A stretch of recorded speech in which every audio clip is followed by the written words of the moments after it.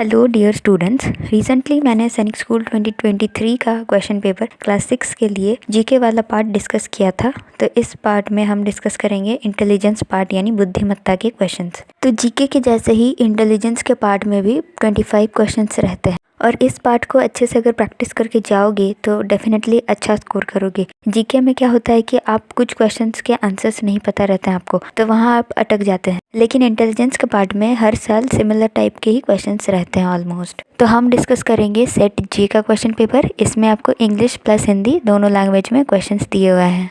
तो स्टार्ट करते हैं। First question is, complete the following analogy. समरूपता को पूर्ण करें। B:4 is proportional to G:डैश। तो ये क्वेश्चन आपका चैप्टर एनालॉजी से है और मैंने एनालॉजी चैप्टर को बहुत ही अच्छे से डिस्कस किया हुआ है चैनल पे 2 या 3 वीडियोस में। तो अगर आप एनालॉजी का चैप्टर पढ़ना चाहते हैं तो वहाँ से पढ़ सकते हैं। देखते हैं इस क्वेश्चन का सोल्यूशन क्या होगा। तो देखिए, जो अल्फ़ाबेट्स में लेटर्स हैं ABCD Z तक, उनका अब अगर सीरियल नंबर देखेंगे तो A होगा 1, B2, C3, D4, ऐसे ही सो ऑन। इस क्वेश्चन में देखिए B के लिए है 4, यानी कि B का जो सीरियल नंबर है वो है 2 का स्क्वायर है 4। सिमिलरली G का सीरियल नंबर है 7 का स्क्वायर है 49 और वो ऑप्शन 4 में है, तो वो होगा इसका करेक्ट आंसर। आपके माइंड में एक और पैटर्न आ रहा होगा कि B का जो सीरियल नंबर है 2 × 2 = 4। उसी तरह से आप सोचोगे कि G का सीरियल नंबर 7 है तो उसका हम 2 से मल्टीप्लाई कर देंगे, बट 7 × 2 होता है 14, जो कि ऑप्शन में ही नहीं है, इसलिए हम उस केस को कंसिडर नहीं कर रहे हैं। तो इसका करेक्ट आंसर 49। अगला क्वेश्चन है, find the odd one out. Orange, earth, egg, basketball. Hindi में क्वेश्चन है, विषम ज्ञात करें। नारंगी, पृथ्वी, अंडा, बास्केटबॉल। अब ये क्वेश्चन थोड़ा अजीब आया है। आप देखोगे तो इसमें सभी चीज अलग ही लग रहे हैं, सभी ऑड ही लग रहे हैं। अगर हम नेचुरल एंड मैनमेड थिंग्स की कैटेगरी में डिवाइड करें तो यहाँ पे ऑरेंज, अर्थ और एग नेचुरल यानी कि प्राकृतिक चीजें हैं, वहीं बास्केटबॉल मैन मेड यानी कि आर्टिफिशियल चीज़ है जो कि नेचुरल तरीके से नहीं बनता है। ऐसे सोचेंगे तो 4th number option that is basketball odd होगा। बट अगर हम living things and non living things के कैटेगरी में डिवाइड करें तो ऑरेंज, अर्थ और बास्केटबॉल नॉन लिविंग थिंग्स हो जाएंगे, वहीं एग आपका लिविंग थिंग्स होगा, क्योंकि एग से ही मुर्गियों का जन्म होता है। तो इस केस में option 3 egg odd one out हो जाएगा। और फाइनल आंसर की में भी आपका ऑप्शन 3 और 4 दोनों को मेंशन किया गया था, यानी कि जिन बच्चों ने ऑप्शन 3 या 4 इन दोनों में से किसी को भी मार्क किया था उन्हें मार्क्स मिले थे। तो इसलिए मैं हमेशा कहती हूँ कि अगर आपको किसी क्वेश्चन का करेक्ट आंसर नहीं पता है तो उसके किसी भी ऑप्शन को मार्क करके आ जाना, क्योंकि इन केस क्वेश्चन गलत होता है तो उस केस में आपको मार्क्स मिलेंगे। नेक्स्ट क्वेश्चन है, find the odd one out. विषम संख्या ज्ञात करें। ऑप्शंस हैं 97, 47, 81, 19। तो देखिए यहाँ पे 97, 47 और 19 अभाज्य संख्या यानी प्राइम नंबर्स है। ये तीनों नंबर्स 1 और अपने अलावा किसी और दूसरे नंबर से डिवाइड नहीं जाते हैं, इसलिए ये प्राइम नंबर्स हुए। वहीं 81 यानी कि 81 1, 9, 3, 27, 81 इन सभी से डिवाइड किए जा सकते हैं, तो वो प्राइम नंबर नहीं है, इसलिए वो ऑड वन हो जाएगा। नेक्स्ट है, pick the odd one out. Options हैं book, pencil, eraser, computer. Hindi में क्वेश्चन है, विषम ज्ञात करें। किताब, पेंसिल, रबर, कंप्यूटर। तो देखिए, नॉर्मली बच्चे बुक, पेंसिल और इरेजर से पढ़ाई करते हैं, तो वो सिमिलर टाइप की चीज़ें हो गई और कंप्यूटर आपको ऑड वन हो गया। सो ऑप्शन नंबर 4 कंप्यूटर इसका आंसर होगा। अगला क्वेश्चन है, फाइंड द ऑड आउट। विषम ज्ञात करें। ये आपका पिक्चर एनालॉजी का क्वेश्चन हो गया। इसमें आपको शेप्स देख के पता करना है कि कौन सा डिफरेंट है, ऑड है। ऑप्शन नंबर 1 में एक स्क्वायर है, उसके अंदर 2 पेंटागन्स है। स्क्वायर के 4 साइड्स हैं और अंदर के पेंटागन्स के 5 साइड्स हैं। सेकंड ऑप्शन में बाहर एक पेंटागन है यानी 5 साइड वाला और अंदर 6 साइड वाले 2 हेक्सागन्स हैं। थर्ड में देखिए, बाहर हेक्सागन है 6 साइड वाला और अंदर 5 साइड वाले 2 पेंटागन्स हैं। फोर्थ में बाहर एक ट्राइंगल है 3 साइड वाला और अंदर 2 स्क्वायर्स हैं 4 साइड वाले। तो इसका अगर हम पैटर्न गौर करें तो देखिए, ऑप्शन 1, 2 और 4 में बाहर जो शेप है उसके साइड का नंबर अंदर जो 2 शेप्स दिए हैं उसके साइड के नंबर से कम है, यानी कि फर्स्ट में बाहर है 4, अंदर है 5 साइड वाले आकृति। दूसरे में बाहर 5, अंदर 6। चौथे में बाहर 3 और अंदर 4, जबकि थर्ड वाले में आपके बाहर में ही 6 है और अंदर 5 है, यानी कि ये आपका ऑड हो जा रहा है, सो इसलिए ये आपका आंसर होगा। अगला क्वेश्चन है, find the odd one out. विषम ज्ञात करें। कानपुर, विजयवाड़ा, गंगा, गुवाहाटी। जिन्हें आंसर्स आते हैं वो कमेंट्स में लिखते जाओ, जिससे आपको भी याद रहेगा कि ये क्वेश्चन आपने कभी देखा है। तो इस सवाल में देखिए, कानपुर, विजयवाड़ा और गुवाहाटी जगहों के नाम है, वहीं गंगा एक नदी का नाम है, तो ये आपका ऑड वन हो जाएगा। नेक्स्ट है choose the odd one out, विषम ज्ञात करें, गिटार, वायलिन, सितार या बांसुरी। तो बच्चों, गिटार, वायलिन और सितार इन इंस्ट्रूमेंट्स को हम हाथ से बजाते हैं, जबकि बांसुरी को मुंह से बजाया जाता है, इसलिए बांसुरी अलग हो जा रहा है एंड वही होगा आंसर। तो देख ही रहे हो बच्चों की एनालॉजी से कितने सारे क्वेश्चंस हैं, तो इसलिए एनालॉजी वाले वीडियोस देख लेना। नेक्स्ट है कंप्लीट द फॉलोइंग एनालॉजी, सादृश्य पूर्ण करें। DGA is to 12 is proportional to AMQ is to dash। ये लेटर एनालॉजी का क्वेश्चन है, यानी कि जैसे हमने पहले एक क्वेश्चन किया है लेटर्स के सीरियल नंबर्स को देख के, तो उसी तरह का क्वेश्चन ये भी है। D का जो सीरियल नंबर है वो है 4, G का हमने देखा 7, A का 1, तो 4 + 7 + 1 हो जाता है 12। सिमिलरली A का सीरियल नंबर, M का और Q का, इन सब का सीरियल नंबर को ऐड कर देंगे तो आंसर आ जाएगा।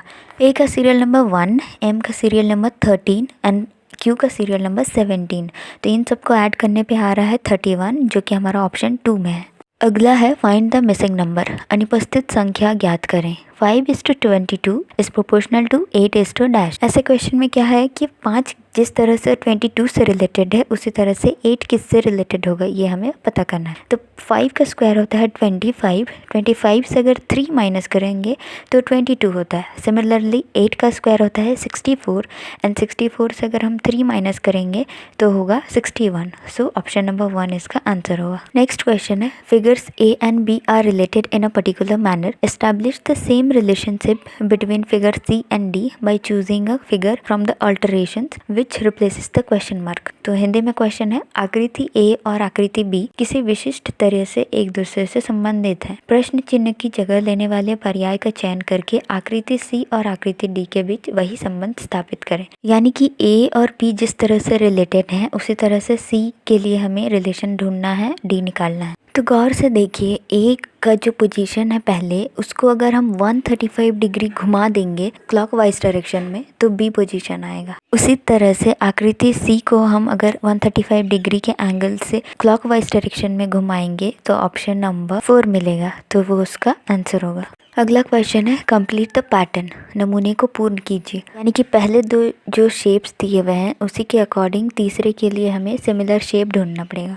फर्स्ट शेप को देखते हैं, बाहर एक स्क्वायर है और अंदर एक सर्कल है एंड स्क्वायर के डायगोनल्स दिए हुए हैं। सेकंड शेप में क्या हो रहा है, जो फर्स्ट शेप में अंदर था यानी कि सर्कल बाहर आ जा रहा है और जो बाहर था दैट मीन्स कि स्क्वायर अंदर चला जा रहा है और डायगोनल्स जैसे थे वैसे ही है अंदर। तो थर्ड शेप के लिए हमें उसी तरह से ढूंढना पड़ेगा फोर्थ शेप। तो थर्ड में क्या है, बाहर एक स्क्वायर है लेकिन इन्वर्टेड स्क्वायर है और अंदर एक सीधा सा स्क्वायर है। तो हमें क्या करना है, अंदर वाला को बाहर कर देना।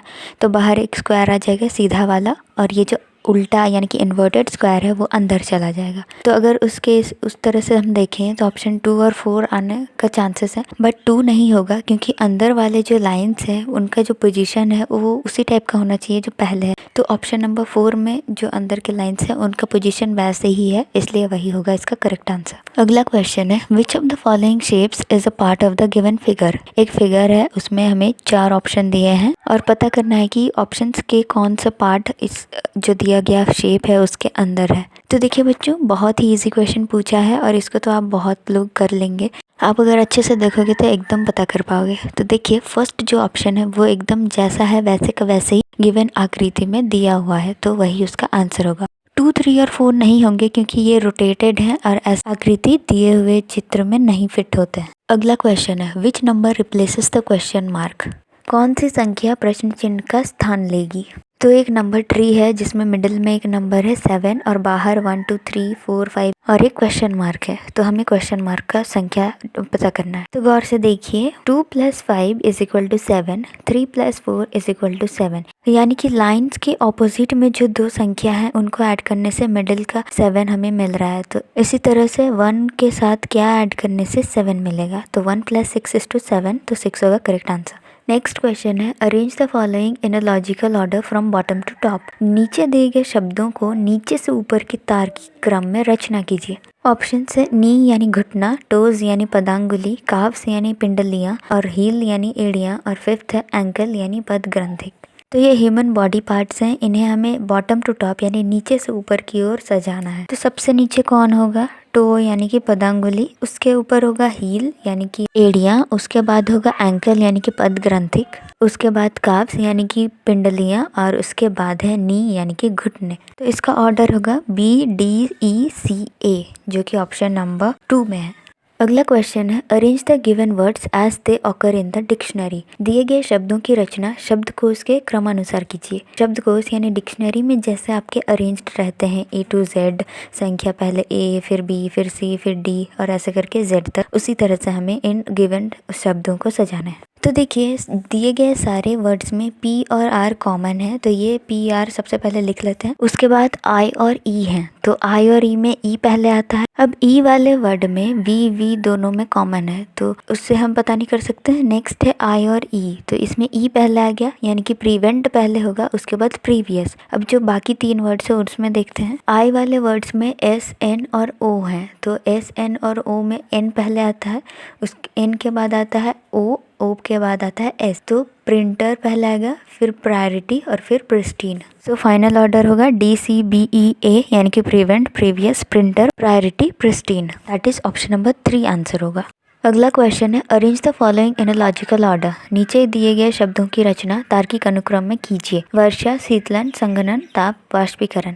इंग्लिश में है रेन, कूलिंग, कंडेंसेशन, हीटिंग और इवेपोरेशन। तो हमें सजाना है इन्हें लॉजिकल ऑर्डर में। ध्यान से अगर आप देखेंगे तो आपको पता चलेगा कि ये वाटर साइकिल के डिफरेंट टर्म्स हैं। तो वाटर साइकिल में पहले पानी नदी तालाब वगैरह से गर्म होता है यानी कि हीटिंग होता है, इवेपोरेट होता है उसके बाद, एंड देन वो ठंडा होता है, उसके बाद कंडेंसेशन यानी कि संघनन होता है, और उसके बाद वर्षा यानी कि रेन होता है। तो इसका जो करेक्ट ऑर्डर होगा वो है DEBCA यानी कि ऑप्शन नंबर 4। अगला क्वेश्चन है, which of the following is the water image of 5374। 5374 का जल प्रतिबिंब क्या होगा? तो जल नीचे रहता है, तो यानी कि मिरर हमें नीचे लगाना पड़ेगा, मिरर यानी कि आईना।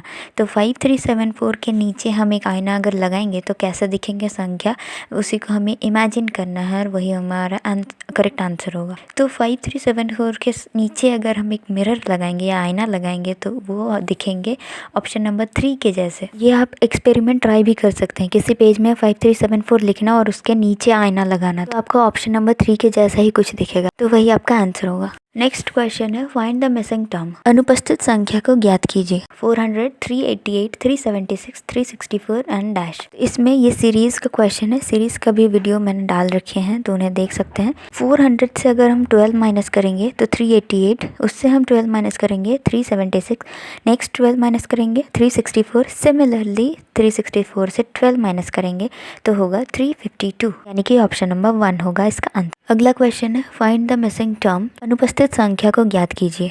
3, 7, 16, 35, 74, डैश। अगेन सीरीज का क्वेश्चन। ऐसे क्वेश्चंस में आपको पैटर्न देखना पड़ेगा, किस टाइप से पैटर्न चल रहा है, एंड उसी तरह से आपको आंसर निकालना है। इस क्वेश्चन में देखिए, 3 2s are 6 + 1 = 7, 7 2s are 14 + 2 = 16, 16 2s are 32 + 3 = 35, 35 × 2 = 70 + 4 = 74। तो इसमें पैटर्न क्या चल रहा है कि इंटू 2 करके +1, फिर हुआ इंटू 2 करके +2, इंटू 2 + 3, तो इंटू 2 + 4।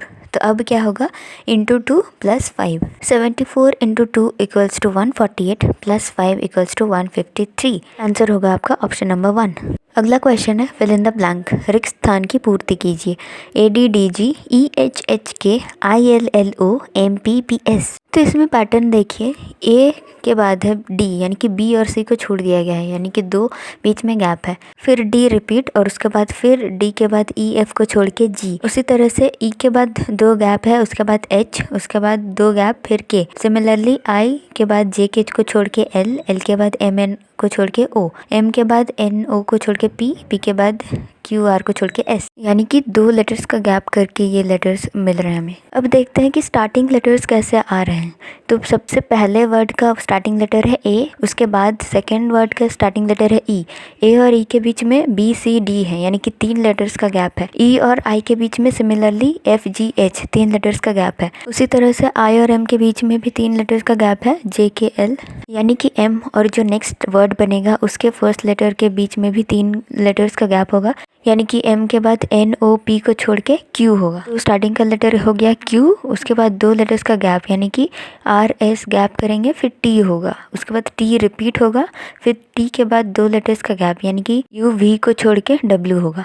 सो फाइनल वर्ड बन रहा है QTTW, that is option number 3। Moving on to the next question, select the correct figure which will complete the given grid. Grid पूर्ण करने के लिए उचित आकृति चुने। तो एक 3x3 का एक स्क्वायर टेबल है जिसमें 3-3 घर है। हमें क्वेश्चन मार्क वाला जगह ढूंढना है। तो देखिए फर्स्ट रो में पहले घर और दूसरे घर में जो आकृति है उनको ऐड करके तीसरे घर वाला आकृति बन रहा है। सेकंड रो में भी वही हो रहा है कि फर्स्ट घर और सेकंड घर के दोनों आकृति को ऐड करके तीसरे घर वाला आकृति बन रहा है। तो ये क्वेश्चन भी बहुत ही आसान है, जिनको आता है कमेंट्स में आंसर लिखते जाओ। तो देखो थर्ड रो में भी वही होगा, फर्स्ट घर और सेकंड घर को ऐड करके जो आएगा वही आंसर होगा। तो गिवन दोनों स्क्वायर के बीच में दो ट्राइंगल्स हैं, दोनों को ऐड करने से हमारा ऑप्शन नंबर 3 वाला आकृति जैसा फिगर आएगा, तो वही होगा आंसर। अगला है complete the following analogy. Book is to author is proportional to dish is to dash. समरूपता को पूर्ण करें। पुस्तक और लेखक के बीच में जो रिलेशन है उसी के हिसाब से पकवान के संबंध का शब्द क्या होगा। तो देखिए पुस्तक यानी कि बुक को जो लिखते हैं उसे ऑथर या लेखक कहते हैं। उसी तरह से पकवान यानी कि डिश जो बनाते हैं उन्हें बावर्ची यानी कि शेफ कहते हैं। और बाकी 3 अदर वर्ड्स जो हैं वो मैच ही नहीं खाते हैं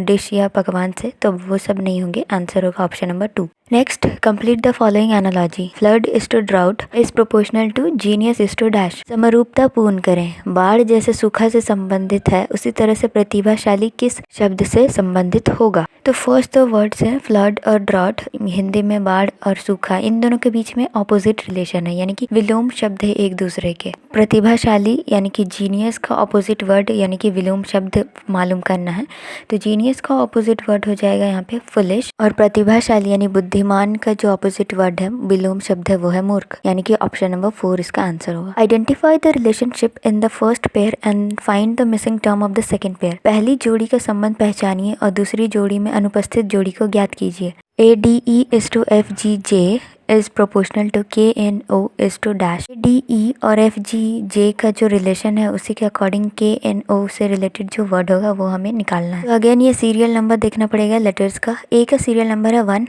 F का सीरियल नंबर है 6, यानी कि 1 + 5 = 6, यानी यहाँ पे +5 हो रहा है। नेक्स्ट है D और G के बीच में। D है आपका 4, G है 7, तो +3 हो रहा है। E है 5, J है 10, +5 यानी कि +5 +3 +5। तो सिमिलरली K है आपका 11, इसमें +5 करेंगे तो 16 यानी कि P होगा। उसके बाद N है 14, उसमें +3 करेंगे तो 17 होगा, तो 17 है Q। O है 15, उसमें +5 करेंगे तो 20 होगा, और 20 है आपका T, तो हो जाएगा PQT यानी कि option number 2। Last question is complete the following analogy. Cough is to throat is proportional to asthma is to dash. समरूपता को पूर्ण करें। खांसी जैसे गला से संबंधित है उसी तरह से अस्थमा किस शब्द से संबंधित है, ये हमें पता करना है। तो देखिए कफ जो है, खांसी जो है गले में यानी कि थ्रोट में होता है, तो उसी तरह से अस्थमा का जो बीमारी है वो लंग्स यानी कि फेफड़े में होता है, तो इसका करेक्ट आंसर हो जाएगा ऑप्शन 2 लंग्स यानी कि फेफड़े। ये थे इंटेलिजेंस के क्वेश्चंस, और आपने भी देखा कि most of the questions chapter analogy, series, classification वगैरह से ही आते हैं,